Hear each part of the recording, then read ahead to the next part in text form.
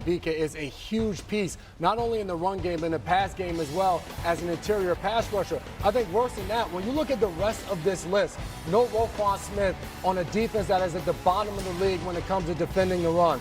A leader as Kyle Van Noy, who hasn't been out there. And then two more corners get hurt in the game. And then behind Madubuike, Broderick Washington, Travis Jones, both of those guys are out as well. So you don't even have the depth to have the loss of a Madubuike. I don't know what their answers are going to be. Not many answers on the sideline. Yeah, 2 games ago against the Detroit Lions on Monday Night Football, they allowed 207 rushing yards on runs just between the offensive tackles. The numbers yesterday aren't nearly as damning, largely because the Chiefs are not an offensive rushing wagon. Their leading rusher yesterday was a wide receiver in Xavier Worthy with just 37 rushing yards. But going forward, maybe not this week against a struggling Houston Texans offense, but the formula when you play this Ravens defense is we can beat you directly up the spine of this defense, certainly impacted by Madubuike's absence for the rest of the year. They have never allowed this many points in a 4-game span under Jim Harbaugh. That's 133 points in 4 games. All right, so Ravens host the Texans, we know, coming up. But let's go to that Chiefs resurgent offense. Field just mentioned they got Xavier Worthy back, and here's a 1st and 10 on their own 44. The pitch, listen, 35 yards, longest design run by the Chiefs this season, J-Mac. You don't have to throw it over the top. Just give it to Xavier Worthy and let the speed do the rest. And then here we go. Field, Juju Smith-Schuster, touchdown. Juju was so clutch for them yesterday, and we'll talk about this more in just a minute. But the right role for Juju Smith-Schuster with Xavier Worthy back. First TD of the season, and why not Hollywood Brown getting into it? This looks kind of like, throwback Chiefs offense, right? They have their mojo back. It's like a party. Everybody wants to join. Yeah, 37-20 is your final. And again, we have talked a lot about Xavier Worthy being out and the impact that had, and it really was noticeable with him back in the game. 44 plays with him on the field this season. The Chiefs have thrown 4 touchdown passes compared to just 3 touchdowns on 208 plays without him on the field. Our field said it moments ago. He led the Chiefs in both rushing and receiving yards. So how different did the offense look with him back? It's a 1-game sample size. I'm not sure the Chiefs' offensive woes are entirely fixed, but I do think it's very clear that what Xavier Worthy's presence allows the rest of the Chiefs' offense to do is settle into roles that they are better equipped at. When you have Tyquan Thornton and Juju Smith-Schuster as your number 2 and number 3 wide receivers, which has been the case for the Chiefs for basically the past 3 weeks, that to me is not a recipe for a high-powered offensive attack. Xavier Worthy allows those guys to kind of push down to that more complementary receiver role. And by the way, when Rashee Rice returns, which is week 7 when he is back from a suspension, this offense gets to level up a little bit more. So pressure taken off of players who probably weren't expecting Dan to be playing such prominent roles early on in the year.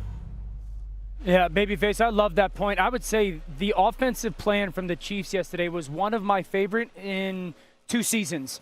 I think there were schematic differences on this football team yesterday. Multiple times, 6 offensive linemen on the field. We've been begging for that multiple times, having Patrick underneath the center. This is stuff we haven't seen, 6 offensive linemen.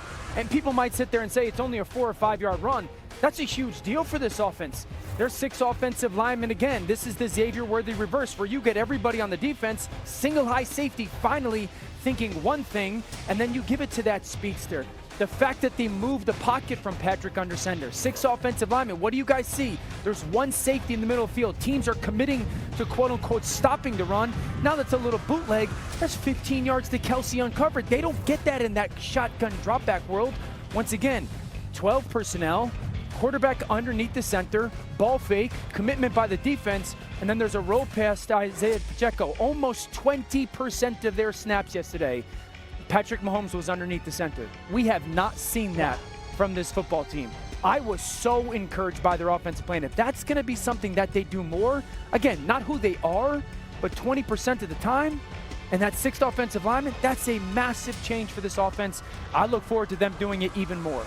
Dan, you're all over it. Their 37 points were the most in a couple of years since week 3, 2023, as you said. All right, let's look at that crazy game on Sunday night. Nobody really anticipated how this thing ended up. Micah Parsons returning to Dallas as the Packers visit the Cowboys on Sunday Night Football. Jera, lots of shots of him last night. Dallas 1st and 10 near the red zone, and it's to George Pickens. What a terrific connection that was. Remember, no CeeDee Lamb in this game, and the Cowboys now lead 37-34. Here's Jordan Love to Josh Jacobs through traffic. A huge gain and a first down, a 25-yard pickup for the Packers. Final seconds of regulation, they trail by 3. Brandon McManus is on, 53-yard attempt. No problem. We're tied at 37. We go to overtime. With 7 minutes left in OT, still tied at 37. It's a 2nd and 7 for the boys at the Packers 39. Prescott is under pressure. He's one deep down the right sideline. And how about Jalen Tolbert making the fantastic grab? CD loves it. 2 plays later, 2nd and goal at the 4. And watch for Parsons because this is ball game. Because Dak could have easily been on his way to a touchdown. It's Parsons' only sack, biggest play of the night.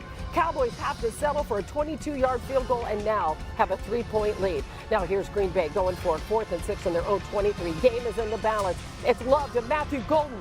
Over the middle, they pick up the first down, 14-yard pickup. And then Love, the screen pass to Emmanuel Wilson. He's immediately wrapped up near the line of scrimmage. And then, oh my goodness, Jordan Love just said everybody wasn't on the same page. They wasted so much time here. Snaps the ball at 6 seconds, throws it into the end zone. Incomplete. 1 second on the clock. Discussions with Matt LaFleur about what happened. Again, that offense didn't seem to know what LaFleur wanted, but McManus with a 34-yard field goal. And this thing ends in an unsatisfying tie, or for some people, I don't know, very satisfying. I'm not even gonna lie, I'm pissed off, I'm very disappointed, just overall how we performed. I even told Jordan to the side, thank you for having our back today. That game was probably a great game for the NFL as far as a showcase for the game and competition because you had outstanding quarterback play, you had some very talented people out there playing. You certainly had one of the most expensive players in the history of the NFL out there playing. And so I guess everybody was going to take a look tonight and decide is he worth all that. It's very simple. Right. Dak was indispensable in my mind. Right. And so, yes. And Michael wasn't. Just had to bring Flacco in. I know he's preparing for Monday Night Countdown, but he loves, he insists on coming on the show every time Jerry Jones speaks. It's not your favorite thing. Hannah, what did you think? don't you do that. Don't do that. Don't you do that. I could think of a million things I'd rather do than to talk about Jerry Jones. All right, I totally let's do it. know that. Let's do I'm just teasing you, and sorry, but you got to do it. Okay, here you go. What'd you think? Well, Jerry's right. It was a great display for the game. I think everybody was up last night like, man, I want to go to sleep, but this thing is too good. And, he mentioned Mike. He threw that little shot in there about you got a chance to see the most expensive player. And no ish that Dak Prescott was indispensable. He plays quarterback and plays it at a very high level when he's been available for this team majority of his career. So it wasn't any news flashes. I do like the pettiness from Jerry about seeing the highest paid defensive guy on the field, but ultimately I would have much preferred us leave that building with a win. Yeah, listen, though, it is kind of weird because some Cowboy fans are almost treating it like a win because everybody felt like they were just going to get destroyed by the Packers. No shade on Dak, like Swagoo said.